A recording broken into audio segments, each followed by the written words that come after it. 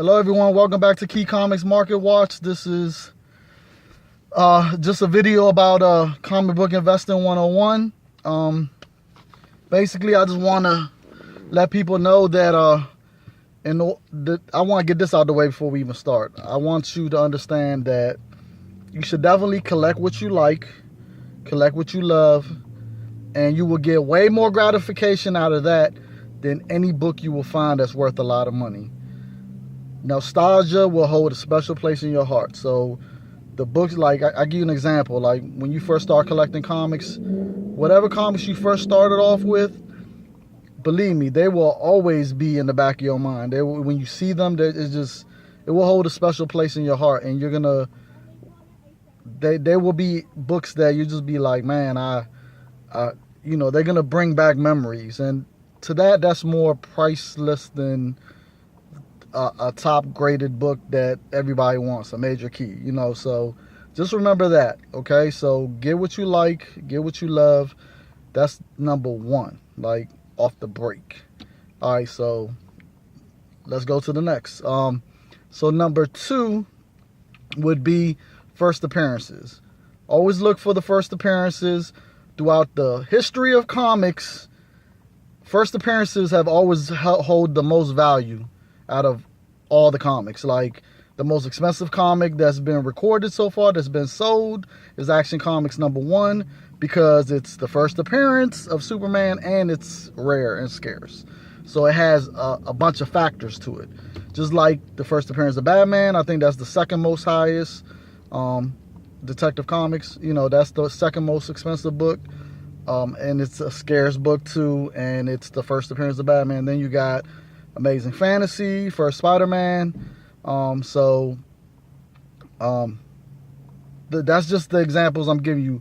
First appearances always hold more value than mostly everything. Like the first appearances are the ones. That's why I stress to you guys, whenever you see a first appearance of someone, snatch it up, put it away, put it in one of your long boxes, forget about it. Don't worry about whether that character at that moment ain't worth nothing, because you just never know what's gonna happen. Like, you just never know. There's so many characters throughout the comic book history that their first appearances wasn't going for nothing, and then it blew up, and people are just like, man, I remember when I could have got that book for this, and now it's going for this.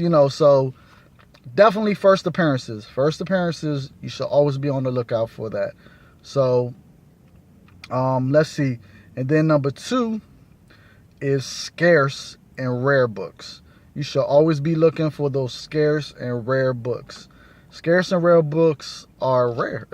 So they're going to hold value. They're going to hold a lot of value.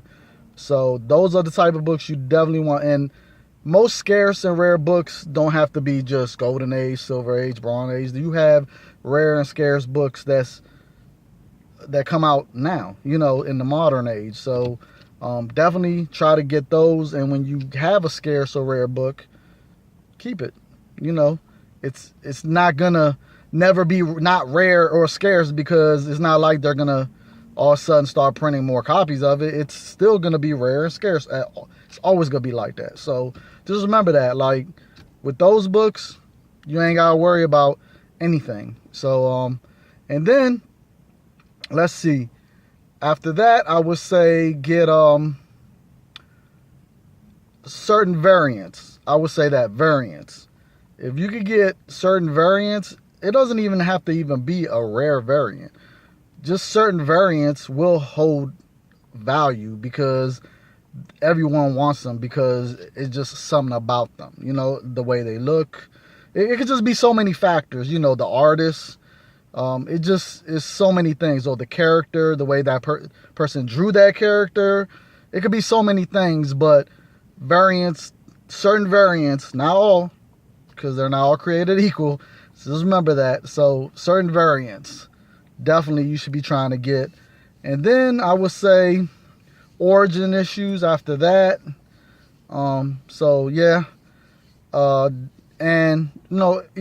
Origin issues, certain origin issues definitely hold value. And then you will want to try to get any golden Silver and Bronze Age issues that you can find in high grades. Well, Golden Age, you don't even really gotta find them in high grades in Golden because there's just not that many around, and so a lot of them aren't. It's hard to find high grades in those. So just getting Golden Age books, is good. Is a good investment to get those. Whenever you find them, especially if you can find them for cheap. Just try not to buy the ones that's so beat up to death.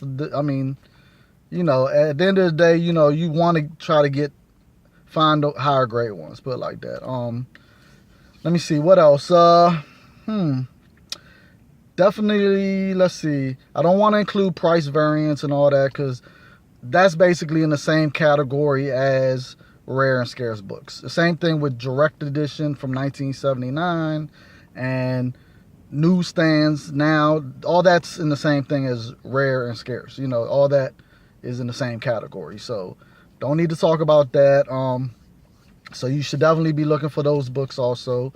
And then I would say the last thing is probably death issues. I mean, even though I feel that really they're worth, when it first happens, they're worth money. Like the death of Superman, death of Captain America, they were worth money when it first happened. But as time went by and they brought the character back, as you can see, those books ain't worth nothing now. I mean, so those, I don't even really want to say go after those. Like, so I don't know. Maybe y'all feel different about that, but me personally, I just don't see too much value in those issues. And I think that's about it. I mean, definitely that's what you should be looking for. And if you guys have any other suggestions or comments, let me know. Definitely be on the lookout for those type of issues when you're out doing your comic hunting, because those are the ones you want to invest your money. It's an investment. At the end of the day, you're collecting because you love it, but it's also an investment. You're putting your time and effort into it, so you want to at least get the things that could give you a good return in the end. And you're not going to make, and by the way, you're not going to make no money until you sell them. So at the end of the day, you could get a book that's worth money, but until you sell it, you haven't made no money off of it. So you just remember that, okay? With CGC and CBCS and, with the grading companies out, it has changed the way comics are valued now, so you got to remember that nowadays with you grading your books, it could significantly increase or decrease the value of your book. You know what I'm saying? But it's good because at least now when someone's buying it, they know what they're getting. It's not a second guess. I mean, even with the grading companies though, sometimes they're it's subjective, but it's just a tool, you know what I'm saying? So it's good. It's changed the way, I mean, I think the prices of certain books right now would have reached them levels if it wasn't for grading. People would not have shelled out that type of money. Like the Action Comics that sold for $2 million. If there was no such thing as CGC or CBCS, that book would never have went to $2 million. I mean, I don't see it ever had gone that much, because it wasn't going for that much in the past before grading companies. I mean, grading companies have really changed the way you can make money in comics, and I also want to say this. Comics are never, ever going to go the same way like baseball cards, football cards, period. Because you have to realize this. With cards, it's just a picture. It's a picture of a player or whatever. It's just a picture. With comic books, this is art. You understand what I'm saying? Like, you have artists drawing these it's art. And not only that it's art, but it's actually a story in the book. So it's something that someone could keep reading, you know what I'm saying? Or someone else could buy it and they could read it, you know what I'm saying? And enjoy the art of it. Like, it's not just a picture, you know what I'm saying? Like, there's a big difference people, I don't even know how people could even compare the two. Like, it's not even a comparison. Like, comic books are art with stories inside, you know. So it's never, it's just like, can you ever imagine art, like paintings and stuff, ever decreasing in value or going to zero? It's not going to happen because it's art. Same thing with comic books. It's art with a bonus of a story inside. You know what I'm saying? So it's never, ever going to go the way of baseball cards, of football cards, hockey cards, whatever cards. Cards are, at the end of the day, they're kind of boring. I mean, it's just a picture. That's all it is. It's not even art, or nobody drew it. Somebody just took a picture, put it on a card.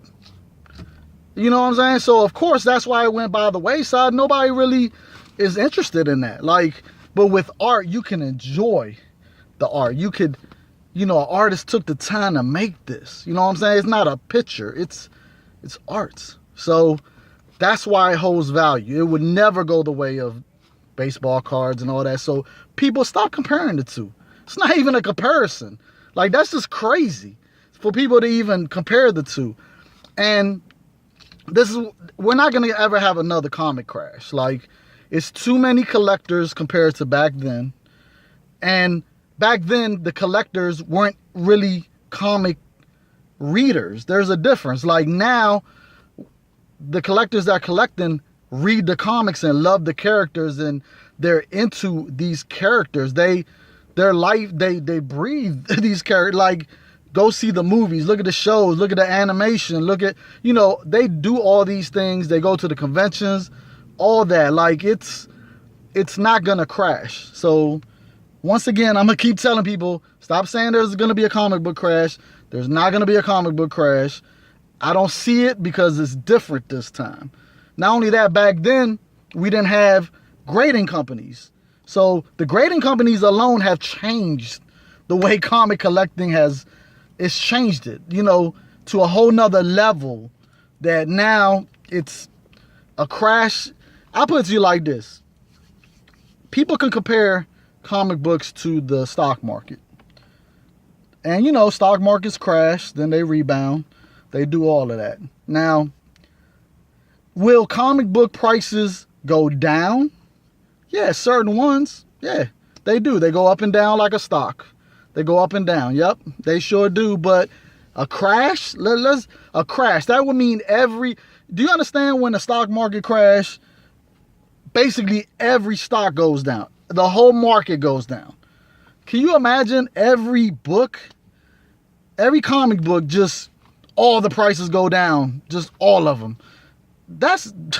You think that's going to happen? Like, let's be real. You have certain issues that's going to go up and down depending on what's going on with that character and the popularity of that character. But do you actually think that there's going to be a crash where all the books just tumble, like all the prices tumble for every book? Like, really? Do you really think that? Like, that's not going to happen, people. It's never going to happen. It's not. It's not. It's just not.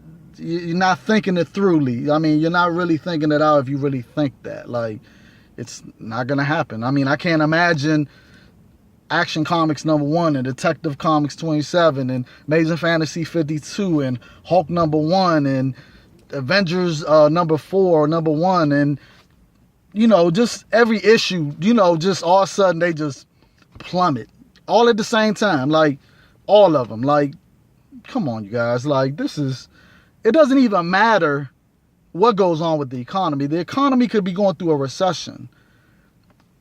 They're not gonna, the prices of these comics are not gonna go down.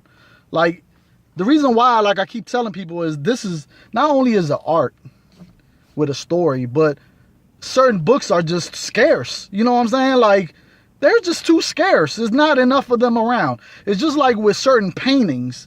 They're not, even in a recession, they're not going to go down. Because one thing about recessions and all that, the rich still have money. They're not in a recession. The rich do not go through recessions. So certain books are going to maintain their value. Do not sit there and hope, oh, I hope I could get a Amazing Fantasy 7.5 to go back down to like $5,000. You'll be waiting forever, because that ain't gonna happen. It's not gonna happen. As long as you have rich people that have money and will always have money, even in a recession, they're still making money. Their money is making money. So these collectors that have that type of money, they're not gonna sell. They're not gonna give you a discount on their books. Man, come on. I mean, are you serious? Some people just don't think it all the way through. Like, this is totally different. Comic books right now is totally different, and it's in its own little bubble. Like, and you can't compare it. You can't really even compare it to anything. Like, it's its own little bubble. It has its own thing going on, and it's gonna keep progressing. Sorry about that, but yeah, it's gonna keep progressing. So I think, if anything, prices are gonna keep going up as more and more people fall in love with these characters. As more and more movies come out, the people that actually have some money are gonna keep going after them high-end, rare first appearances. They're gonna keep going for them. They're gonna be gunning for them, and prices are gonna keep going up. And even the lower graded first appearances of key issues like Amazing Fantasy, even at a 3.0, I see, like, right now, it go for maybe $30,000, something like that, or 11, 15, somewhere in between there. But even at that, right now, I can tell you this: I guarantee you, in the next 5 years, a 3.0 is gonna be at least close to $100,000, if not more. At least, because these books are not being made no more. They're rare. They're just rare copies, and everyone wants the first appearance of Amazing Spider-Man, like Spider-Man. You know what I'm saying? So it's just gonna keep going up. If, as people say, inflation is the same thing with these rare books. The value of them gonna keep going up. As inflation goes up, the value of them books are gonna keep going up, and they're gonna cost more and more. And this is gonna happen, you guys. So bubble. It ain't gonna happen. We ain't having no comic book crash. None of that. That's not happening. Like, it's just not gonna happen. So, and the thing about comic books that people just don't understand is that once you start collecting comics, it's hard to stop collecting comics. It's like an addiction. So and as more and more people start reading comics, they're gonna get addicted, and it's an addiction. Like, it really is, but it's a good addiction. I would say that it's not that bad. It has its pros and cons, but at the end of the day, now that we have these grading companies, if you ever want to sell your collection and you have high grades of anything, you get them graded, you'll be surprised. You'll make a good return if you take the time to go get them graded, send them to either Comic Link. You can sell them on eBay, but I'd rather just send them to Comic Link. They auction off comics once a month. That way, it's being auctioned off. So you're guaranteed that all your books, like if you send 100 graded books to them, and the next month they have an auction, all 100 of your books are going to be sold. It's not like none of the books will be sold. All of them will be sold. So you're going to get a check for all of them. Like, and it all depends on how much they're going to go, but they will go for money because, you graded them, and the market, the collectors really be on Comic Link. Like, people be spending, they be breaking records, you know what I'm saying, with sales. So you're going to make your money. Now, if you decide you want to sell your collection and you don't want to get it graded, and you just gonna put it on eBay, you're not gonna get your max money. Your max money is you're gonna get your max money from getting them graded. If you're sitting there with 9.8s of all these awesome books, but you don't get none of them graded, and you just sell them on eBay or something and say, oh, near mint 9.8, you're not gonna get max value, because nobody's gonna buy them for max value. You're not gonna get it, because they're gonna be like, how I know it's a 9.8? You know what I'm saying? Just because I'm looking at images and all that, they're still not going to pay you what you would get if it was graded at 9.8, so definitely, when you're ready to sell your collection and cash out, go get them graded. Go get them graded. Now, if you got books that aren't worth getting graded, don't get those graded. But you should already know which ones should definitely get graded.